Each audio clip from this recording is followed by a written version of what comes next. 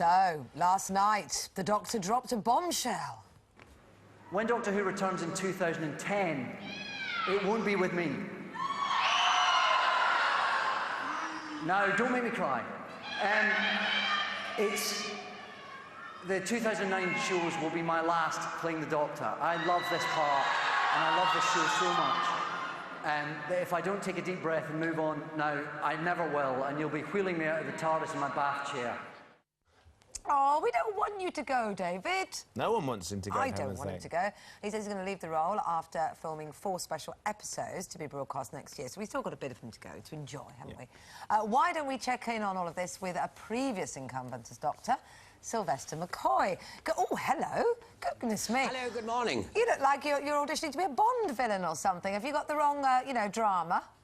No, it's just I'm up here in Newcastle and it's cold, I can tell you. Well, look, they've stuck me on the edge of the YI Bridge in Newcastle.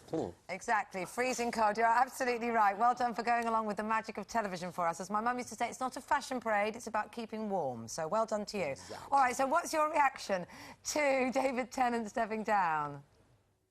Well, I mean, I'm not really surprised. He did 3 great years, and with his huge success at the Royal Shakespeare Company doing Hamlet, it seems like a sensible thing to do. I'm sad because he was terrific and much loved, but it gives added excitement. And also, there's a new producer, Stephen Moffat's taking over, and he'll want his own Doctor. That usually happens anyway. Can you remember when you decided to leave? Was it a tough one for you, or had you sort of had enough of the whole thing by then? No, I mean, I actually, I was... In a sense, they put it into hiatus when I was there. They'd twisted my arm to do a 4th year, because I only thought I'd do 3, like David's done.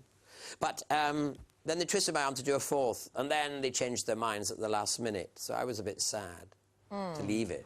Yeah, OK. Well, it is a difficult role there, because it's to leave, I'm guessing, because it's so big and so many people love it so much, don't they? That's the thing. Now, you just said they generally just do 3s, because from my memory as a child, it felt like the Doctor Who that you knew as a child went on forever. Like, Tom Baker seemed to be Doctor Who, that was my Doctor Who, seemed to be Doctor Who forever, whereas it feels like David Tennant's barely got into the role to me. Is that just how we imagine it?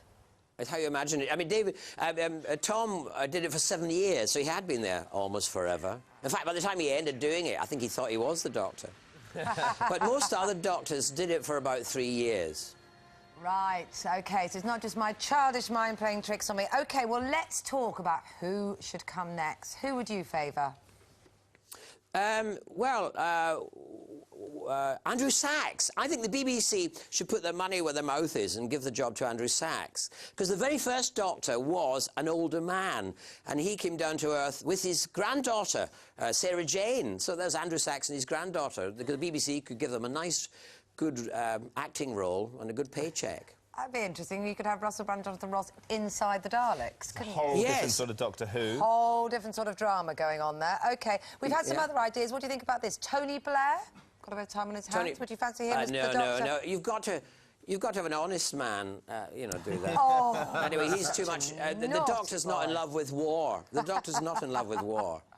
John Sargent, who's been putting a few shapes on Strictly Come Dancing, is very favourite. Oh, yes, no, he would be delightful. I mean, I think, because originally the Doctor was an older man, and I mean, they might go for an older person. There's no reason why not, because the companions were there to give, the good looks and the speed and be able to fight the Daleks, whereas the Doctor was older and intelligent. I quite liked that thought.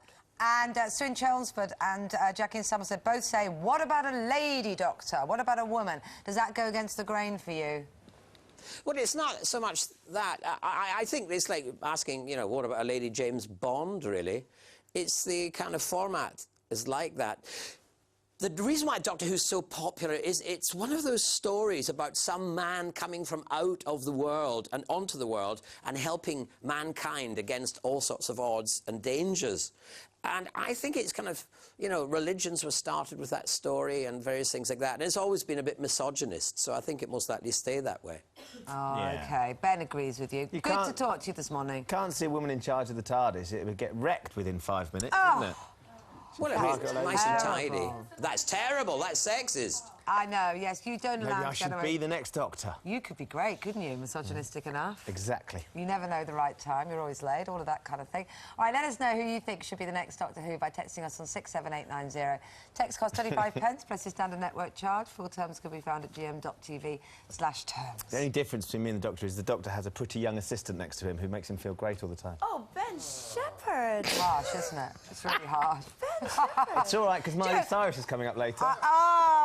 Oh, it's just mean. I've got no comeback, I'm just deflated. Fortunately, Andrew's got the weather. Ben Shepherd.